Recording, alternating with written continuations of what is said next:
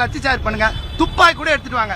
நீ எது பண்ணாலும் சென்னையில எங்க போராட்டம் தொடரும். துப்பாக்கியை காட்டி மிரட்டினாலும் போராட்டத்தை கைவிட மாட்டோம் என சென்னை ரிப்பன் மாளிகை முன்பு போராட்டத்தில் ஈடுபட்டுள்ள தூய்மை பணியாளர்கள் திட்டவட்டமாக அறிவித்துள்ளனர்.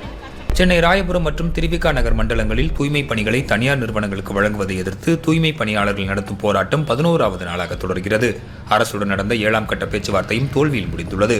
கோரிக்கையை நிறைவேற்றித் தருவது குறித்து அதிகாரிகள் ஒரு வார்த்தை கூட பேசவில்லை என்றும் திமுக கவுன்சிலர்கள் பணத்தாசை காட்டி இந்த போராட்டத்தை கலைக்க முயற்சிப்பதாகவும் தூய்மை பணியாளர்கள் குற்றம் சாட்டியுள்ளனர். இரவு பகலாக நடந்து வரும் தூய்மை பணியாளர்களின் போராட்டத்திற்கு நாம் தமிழர் கட்சி ஒருங்கிணைப்பாளர் சீமான் நேரில் சென்று ஆதரவு வழங்கியுள்ளார்.